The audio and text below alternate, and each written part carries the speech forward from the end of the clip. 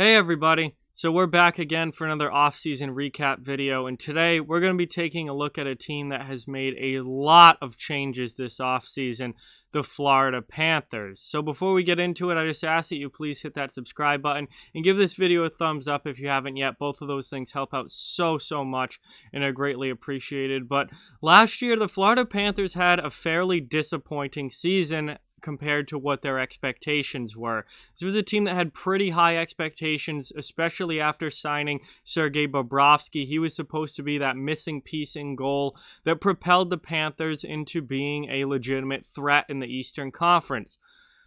Unfortunately, they did not have a great year last year. Bobrovsky was downright terrible. His numbers were atrocious.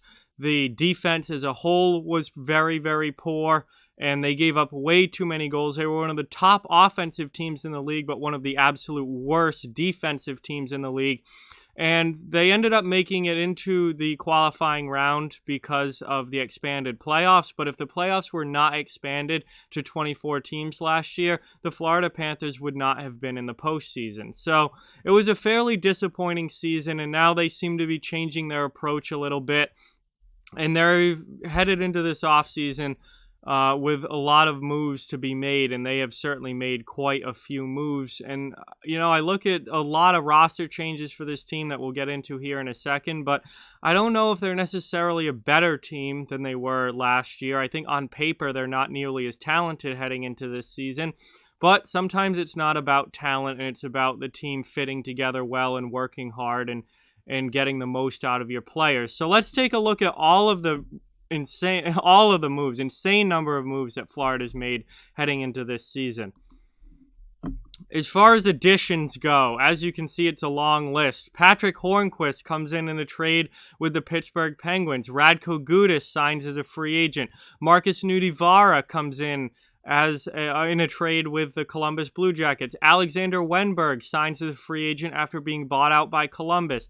Vinny Hinostroza comes in as a free agent from the Arizona Coyotes, and Carter Verhaeghe comes in as a forward from the Tampa Bay Lightning. So Hornqvist comes in, will probably play a middle six role on the wing there.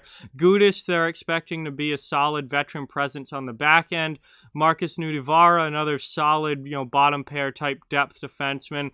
Wenberg, I think they're hoping to be kind of a third line player for them. Hinostroza, similar to Wenberg, kind of coming in to be a third line guy, and Verhaeghe's a depth forward from Tampa Bay. As far as subtractions go, the list is even longer as they've let a lot of guys go. The big two being Mike Hoffman and Evgeny Dadonov. Both were unrestricted free agents. Neither of them were re-signed. Hoffman is still a free agent, but unlikely to be going back to Florida, and Dadonov signed with the Ottawa Senators. That's over 50 goals from last season gone from the lineup just between Hoffman and Dadonov. So those are obviously, losing those two is a big hit to the offense, and they didn't really replace them either. Hornqvist obviously can still score a little bit, but Hornqvist does not directly replace either Dadonov or Hoffman as far as offense is concerned.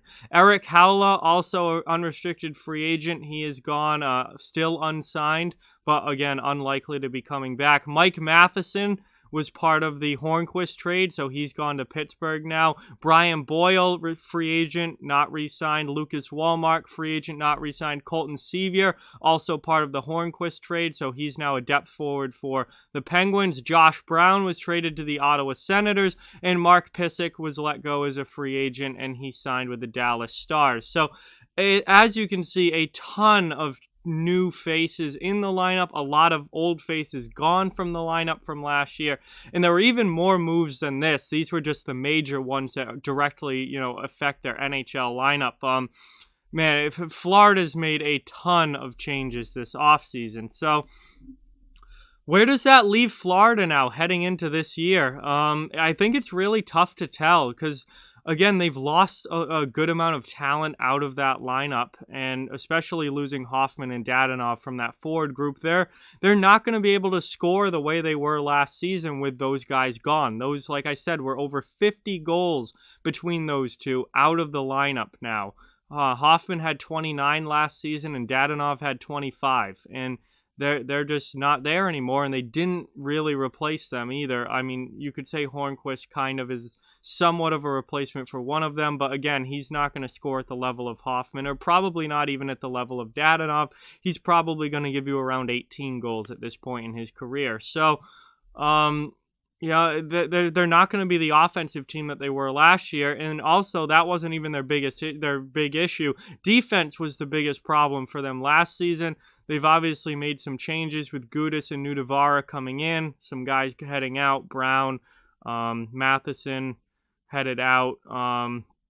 It is what it is. I don't think they've gotten drastically better. I think they're a less talented team on paper this season than what they had last year, but they're not spending to the cap either. And I think at this point, the Panthers ownership is kind of realized that, it seems like no matter what they do, they're just not putting a team together that's ready to win right now.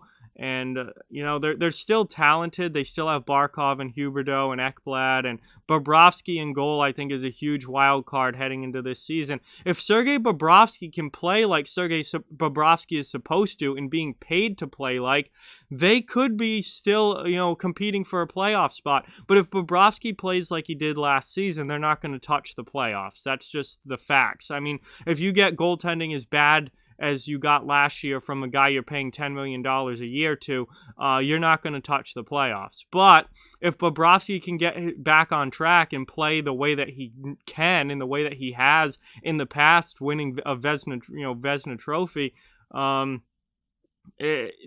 he does have a legitimate shot to get this team to the postseason. And again, there's still talent there. It's not like this team's completely blown it up and gone into rebuild mode, but, they have made a lot of changes, and some of them are depth moves, some of them aren't. They've lost a lot of offense, but it's tough to tell with this team. I think they're going to be one of those teams that's right on the outside of the playoff picture looking in. I don't think they get in this season. But I think they have the potential to if things really go well, and maybe this team just gels better together than last year's team did. Maybe with the expectations lowered a little bit. With those big guns like Dadonov and Hoffman gone, maybe then you look at it and you go, all right, we're probably not going to make it this season, but let's go out and see what happens. And maybe that will help. They've re-signed Mackenzie Weegar, a good young defenseman. Maybe their defense does play better this season. I mean, certainly getting Matheson out of there should certainly help the defense. If a guy like Riley Stillman or Brady Keeper can really take that next jump forward as far as becoming a full-time NHL defenseman, then maybe you get a surprisingly good year out of this Panthers team. And it's not about the talent, it's about the team just playing well together in the chemistry. So again, it's going to be interesting to see. This is one of those wild card teams, in my opinion, that could really go either way. There's obviously still enough talent there, certainly, for them to be a competitive team, and they should be a fairly decent team. They're certainly not going to be bottom of the league or anything like that.